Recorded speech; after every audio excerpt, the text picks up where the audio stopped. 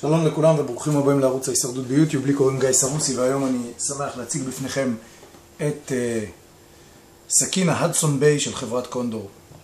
סכין ההדסון ביי של חברת קונדור היא למעשה רפליקה או העתק, תעתיק של סכין מקורית שנוצרה על ידי חברה שנקראת הדסון ביי טריידינג קמפני או הדסון ביי קמפני. זו חברה שנוסדה בשנת אזור 1670 או 1640, אני לא זוכר בדיוק. חברה קנדית, היום חברה קנדית, פעם זו הייתה חברה אנגלית, והיא נוסדה למעשה כדי לתת מענה להרפתקנים בתחום מסחר הפרוות ואחר כך חיפוש הזהב, והייתה בעצם מוכרת להם ציוד בכל מיני נקודות במערב הפרוע. בין היתר הייתה גם מייצרת ציוד של עצמה, וזו אחת הסכינים שהם היו מייצרים. הסכין הזו היא למעשה סכין שנועדה לתת מענה להכל. פעם לא היה להם את כל הקונספט של שלושת הלהבים, ולא היו המון חברות, ואותו הרפתקן היה צריך לקחת איתו סכין אחת, צמיחה אחת, כלי הצתה אחד, ולצאת לדרך לחפש פרוות עם הרובה שלו. וזו הייתה הסכין. אפשר לראות מיד שהעבודות אור של קונדור לא מאכזבות. באמת מקבלים פה נדן ברמה מאוד גבוהה. אתם יכולים לשמוע את זה, עשוי מאור פרה עם הלוגו של קונדור. ואני חושב שכשאתה משלם כסף על סכינים, אתה גם צריך מאוד לבחון את הנדן. ונדני אור, הם לא כולם אוהבים אותם אמנם, אני מאוד אוהב אותם כי הם מאוד מסורתיים, אבל הם עולים הרבה כסף. ועולה הרבה להכין אותם, אם שומרים עליהם הם שמרים לאורך זמן. אז הנדן כאן הוא נדן באמת יפה, באמת נהדר. וזה הנדן בעצם של קונדור, עם כמובן מקום לחגורה. הסכין עצמה היא סכין מפלדת 1075, כאשר הלהב עצמו נעשה בסגנון של hand forged, ואפשר לראות את התבנית הטיפה מחוספסת הזאת, שנותנת לסכין מראה מאוד ישן ומאוד וינטיג'י. פלדת 1075, למי שלא מכיר, היא גם אותה פלדה של הקונדור רודן. היא קצת יותר רכה מה-1095, אבל זה גם עושה אותה הרבה יותר נוח להשחזה. פלדה שאני בשנים האחרונות למדתי מאוד לחבב.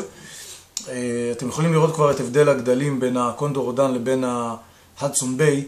ההדסון ביי, האורך הטוטלי שלה הוא 30 ו-12 ועוד 21, 33 סנטימטר, כאשר הלהב עצמו הוא 21 סנטימטר מהידית עד הקצה.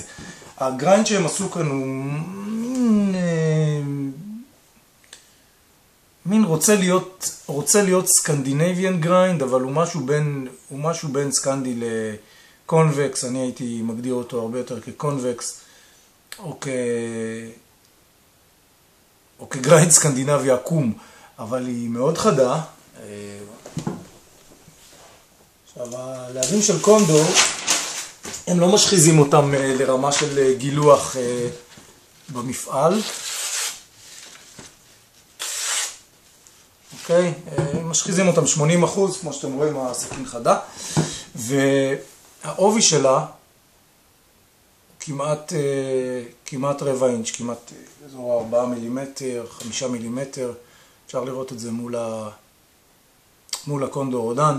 מה שהופך אותה לסכין שמיועדת לחטיבה, כמו גם עבודות קטנות, כמו גם שבירה של עצמות. אתם יכולים לראות יהיה קצת קשה לראות את זה בצורה הזו, אבל אם אני אקח איזשהו משהו ישר,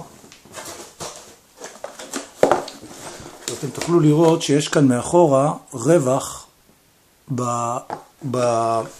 בגב הסכין.